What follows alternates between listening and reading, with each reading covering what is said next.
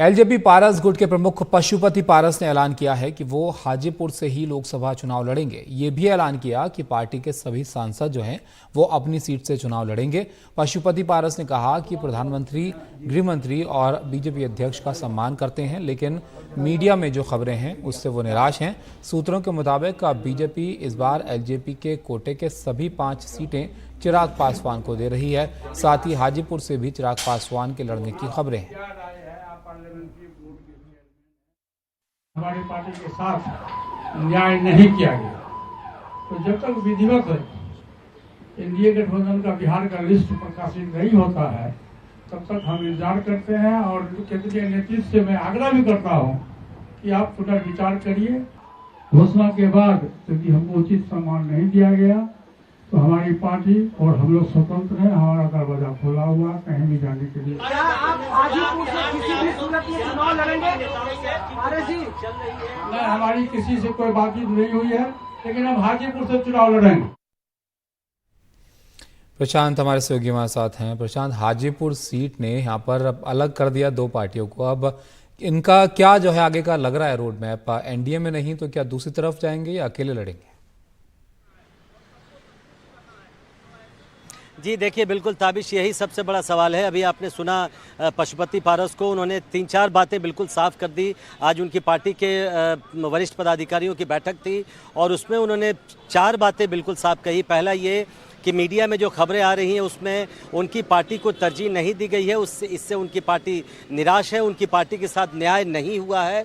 लेकिन उन्होंने ये ज़रूर साफ किया कि उनके जितने भी सांसद हैं वो सभी अपनी अपनी सीटों से लोकसभा चुनाव ज़रूर लड़ेंगे। वो खुद हाजीपुर सीट से चुनाव लड़ेंगे, लेकिन सवाल ये है कि आखिर वो चुनाव लड़ेंगे तो किस तरफ से लड़ेंगे। एनडीए में तो जो खबरें आ रही हैं उनको एक भी सीट नहीं दी गई है।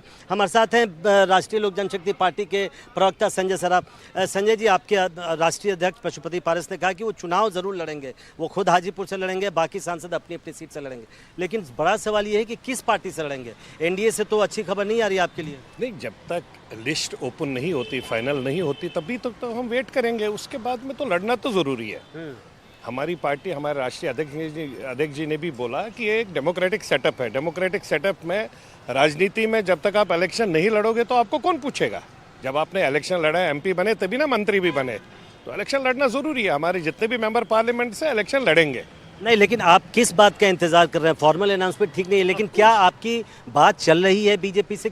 क्या अभी भी आप आशान्वित हैं? देखिए, बीजेपी का कोई नेता हमारे साथ आज की डेट में बात नहीं कर रहा है, खुलकर बोल रहे हैं।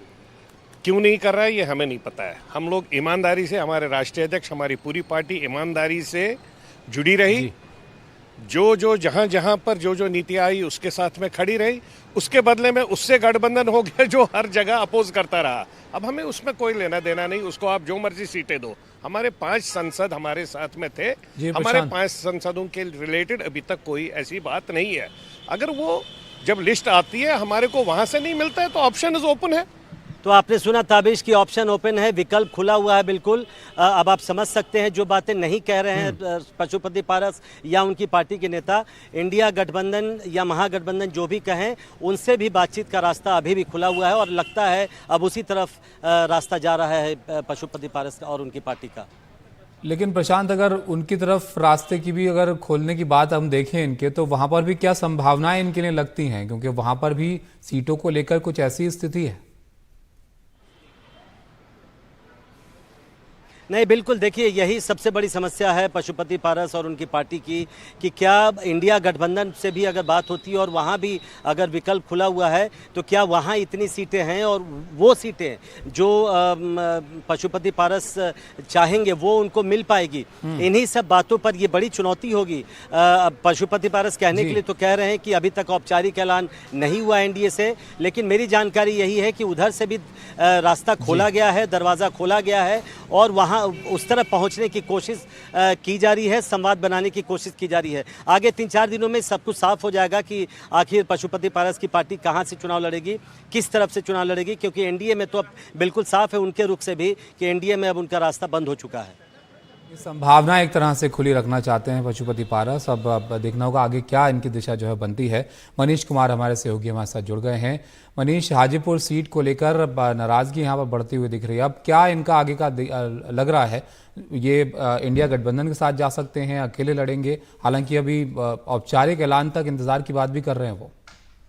देखिए, वो जो भी औपचारिक घोषणा का इंतजार करें, लेकिन उन्हें बीजेपी के केंद्रीय नेतृत्व और बिहार के उन नेताओं के द्वारा जो इस बीच में सीट समझौते के ऊपर बातचीत कर रहे थे, उनको ये बात स्पष्ट कर दी गई है कि वो 5 सीटें आज की तारीख में चिराग पासवान को जा रही है, जिन पर अभी जो सांसद हैं वो पारस गुट के हैं। अब ऐसे में पशुपति पारस के पास में एक ही विकल्प है, एक या तो वो महागठबंधन में शामिल हो जाए, लेकिन शायद वो ऑप्शन वो नहीं उसे यूज करेंगे, बल्कि उसकी जगह वो वही अपने भतीजे का वो कदम 2020 विधानसभा का उसके कदमों पे वो चल रहे हैं कि जिस प्रकार से चिराग पासवान ने नीतीश कुमार के जनता दल यूनाइटेड के खिलाफ में उम्मीदवार खड़े किए थे, वैसे ही पशुपति पारस जो हैं वो जहां जहां चिराग पासवान खुद हाजीपुर से लड़ेंगे, चिराग पासवान के अलावा जो और उनके पार्टी के 4 अन्य उम्मीदवार होंगे, उनके खिलाफ पशुपति पारस के गुट के द्वारा या पशुपति पारस द्वारा जो है और जो है कुल 5 उम्मीदवार खड़े किए जाएंगे, जिसमें पशुपति पारस खुद भी चिराग पासवान के खिलाफ उम्मीदवार होंगे। ऐसे में अब आप कह सकते हैं कि एक तरह से उन्होंने एक रास्ता यह खोला है कि बीजेपी के ऊपर में उन्होंने मध्यस्थता करने का एक तरह से दबाव बनाने की भी कोशिश की है अपनी इस घोषणा से। जी शुक्रिया मनीष आपका इस सब जानकारी के लिए। तो पशुपति पारस जो हैं वो यहाँ पर हालांकि औपचारिक ऐलान के इंतजार तक की बात तो कह रहे हैं, लेकिन एक तरह से रास्ते खोलते हुए भी वो दिख रहे हैं कि आगे उनकी पार्टी जो है वो क्या निर्णय यहाँ पर लेगी।